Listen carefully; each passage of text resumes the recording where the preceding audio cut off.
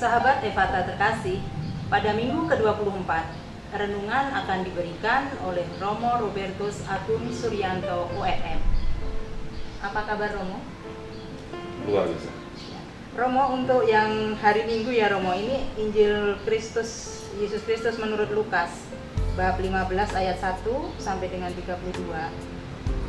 Ada satu catatan singkat bahwa di sini satu orang bertobat itu bisa menimbulkan kegemparan atau menimbulkan sukacita di surga.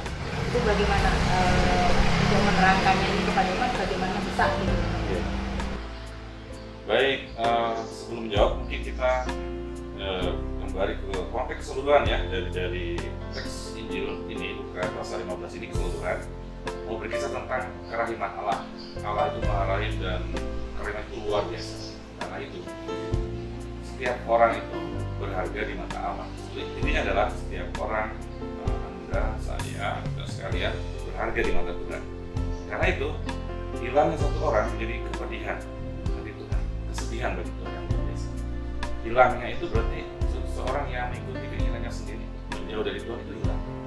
Artinya orang yang membelakangi Tuhan, berjalan mengikuti kemauannya sendiri, itu menyedihkan hati Tuhan. Dan pada saat dia kembali, itu dalam perumpamaan anak yang hilang ya, dalam teks Injil Lukas pasal 15 ini kan Injil tentang anak hilang, domba yang hilang dan dirham yang hilang, yang sangat membuat sukacita hati pemiliknya pada dirham yang hilang, juga pada domba yang hilang, dan pada anak yang hilang, pada bapak sangat bersukacita pada saat ditemukan kembali. Pertobatan itu adalah proses seorang kembali, dan Allah melihat bahwa orang itu balik lagi menuju Allah, dan pada saat dia kembali menuju Allah, itulah yang membuat Allah bersukacita. Digambarkan oleh Yesus bahwa bukan hanya Tuhan Allah bersukacita, tapi digambarkan bahwa seluruh isi surga, para malaikat yang ada di surga itu bersukacita karena kembalinya satu anak yang hilang ya, atau pertobatan satu orang itu membuat bukan hanya kita bersukacita keluarga, tapi seluruh isi surga bersukacita.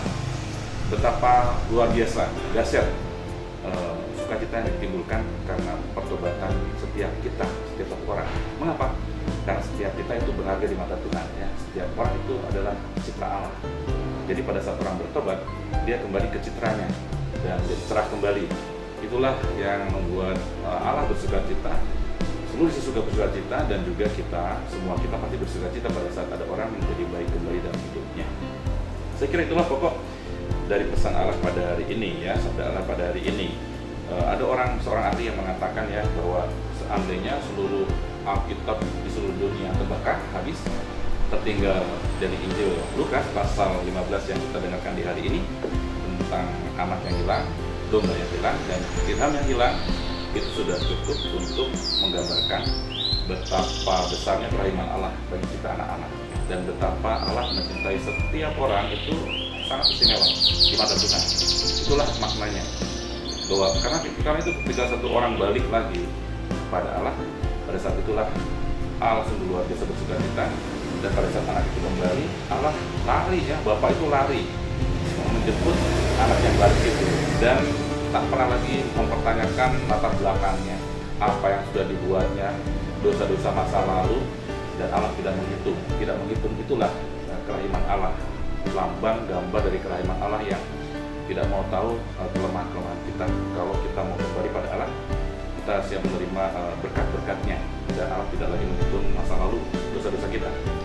Beda dengan kebanyakan kita ya, seringkali mempertanyakan orang yang berbuat baik itu apa benar tuh bertobat ya? Bukankah dulu begini di masa lalu dihitung semuanya? Barangkali kita juga ya, dalam pengalaman seharian, ibu mungkin juga dengan suami, pada saat saling marah ya, menghitung dosa-dosanya dia.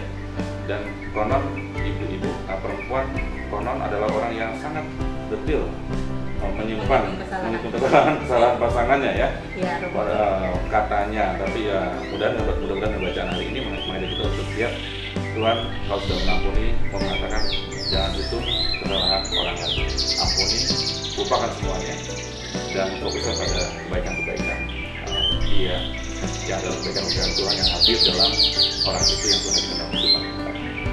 Itu saya kira pesan pokok pada hari ini. Kita diajak untuk bersukacita karena ternyata Tuhan amat mencintai dan kita seorang demi seorang, setiap pribadi itu berharga di mata Tuhan. Karena setiap pribadi adalah cipta Allah sendiri. Ya, saya kira itu pesannya. Terima kasih banyak Romo Agung. Sama-sama ya. Salam Evata. It's time to share your talent.